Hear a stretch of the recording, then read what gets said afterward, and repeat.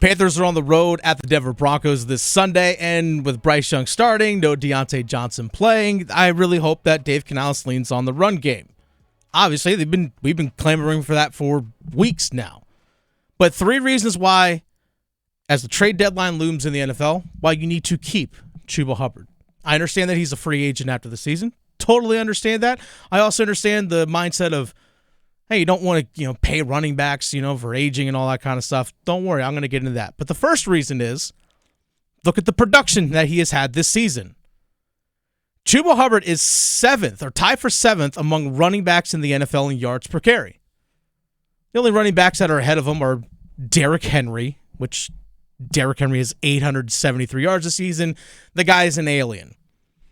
Tank Bigsby, Jacksonville, actually doing pretty well this year. He only has 67 carries, but he's averaging 6.2 yards a carry. A guy named Saquon Barkley, Jahmyr Gibbs, Tyler Algier, and he's Jerome Ford from Cleveland at 5.3 yards per attempt, and Chuba Hubbard and Jordan Mason, the running back for the San Francisco 49ers, both at 5.2, as well as Joe Mixon is at 5.2. So the production has been there in terms of yards per carry. That's also ahead of other guys in the NFL like Jonathan Taylor, Bijan Robinson. That's better than Josh Jacobs, James Conner, David Montgomery, Najee Harris, Tony Pollard, Travis Etienne, Kareem Hunt. In terms of yards per carry, Chuba Hubbard's better than all of those guys. Better than all of them.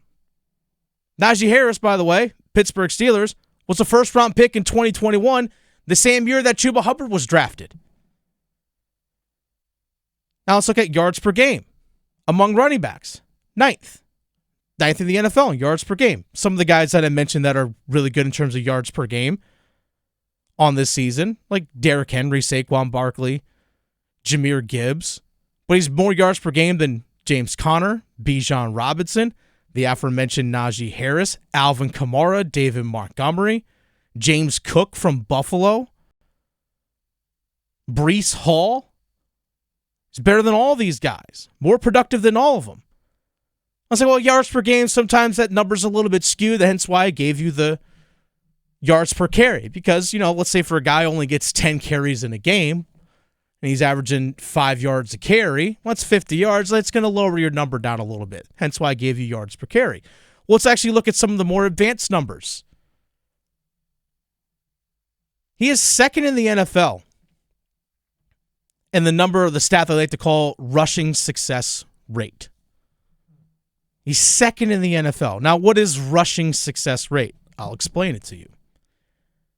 A successful rush is when you gain at least 40% of the yards required on first down. So, for example, first and 10, 40% of 10 is 4 yards. So a successful run will be 4 or more yards on first down on a first and 10. 60% of the yards required on second down. So let's say it's 2nd and 6. You're looking at 4 or more yards on 2nd and 6. And then getting 100% of the yards required on 3rd down or 4th down. So that is what is considered a successful rush. He has the 2nd best success rate rushing in the entire NFL at 62.1%. The only one that's better is Kareem Hunt, who's played 3 games for the Kansas City Chiefs, who's was out of football sort of-ish, but Chiefs have a great offensive line. And also they just happen to have a quarterback by the name of Patrick Mahomes that you have to worry about, dicing you up on every single play. But that success rate, better than Jahmyr Gibbs, who was a first-round pick last year. Better than Bijan Robinson, who was a first-round pick last year. David Montgomery, who got paid a good amount of money just a year ago. Better than Najee Harris, who was a first-round pick of the same year that Chuba Hubbard was drafted. So the production has been there. So that's reason number 1. I understand that he's not the best pass-catching running back in the NFL. I understand that.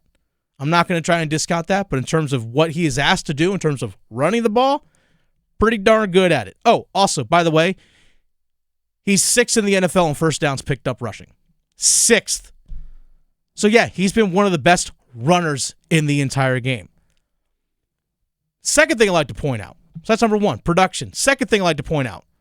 A lot of people will say, well, because you drafted Jonathan Brooks, you should not keep Chuba Hubbard. Don't pay running backs. Last time I checked, 2 running backs have come back to be a thing again. Last time I checked, the Atlanta Falcons used 2 running backs in their system. Isn't one of those Bijan Robinson, who was a top 10 pick last year? They have a pretty good 1-2 punch with he and Tyler Algier. Also, look at the Detroit Lions, who I've actually kind of said, that's kind of it's weird to say, the Detroit Lions are the model that you want to follow. But the Detroit Lions, they drafted Jahmyr Gibbs in the first round last year to pair with David Montgomery as a 1-2 punch. Last time I checked, those 2 offenses are humming, especially Detroit's.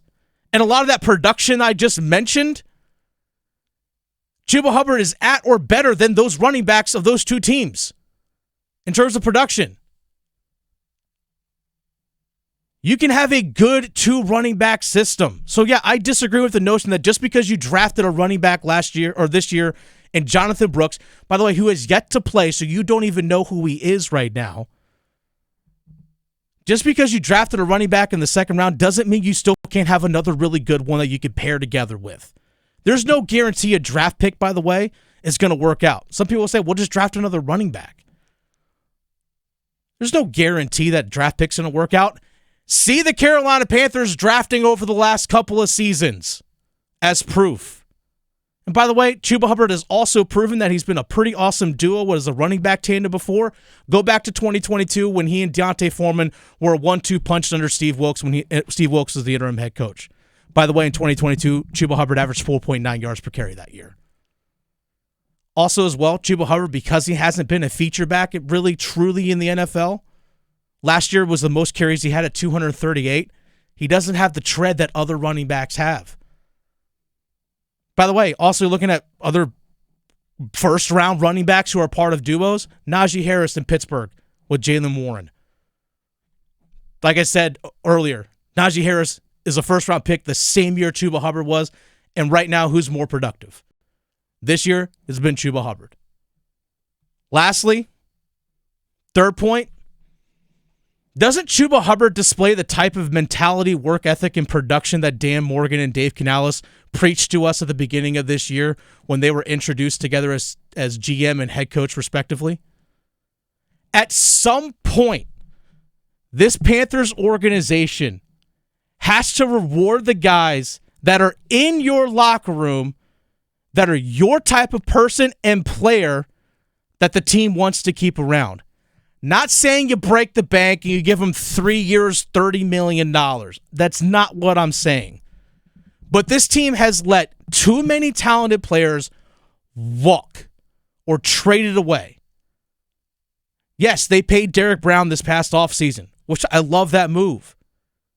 Dan Morgan should hopefully be discussing right now with Chuba's agent about an extension to see what Chuba Hubbard is thinking in terms of, hey, what's it going to cost to keep you? What are you looking for in terms of contract? Start comparing yourself to what these other guys are doing. Like, hey, I'm being more productive than David Montgomery is. I'm being more productive than some of these other guys. And Devin Singletary, I'm being more productive than these other guys that are getting paid. All right, what's the number to keep you? Or if Chuba Hubbard says, you know what? I'm going to test free agency, which in that case, fine. Then you cross that bridge. If he says, I'm going to go test free agency, then all right. Then I get if you want to try and trade him. I get that.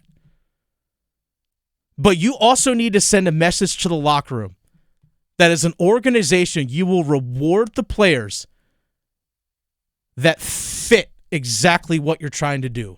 And Chuba Hubbard has done that. His work ethic, he's never heard him complain. The guy always you could tell when he talks in the locker room, means it, team first. The guy works hard, and he keeps grinding out every single day. Dude doesn't take plays off. The only time he ever takes a plays off is when he has to come to the sideline because Miles Sanders gets subbed in. That's it. You have to reward that.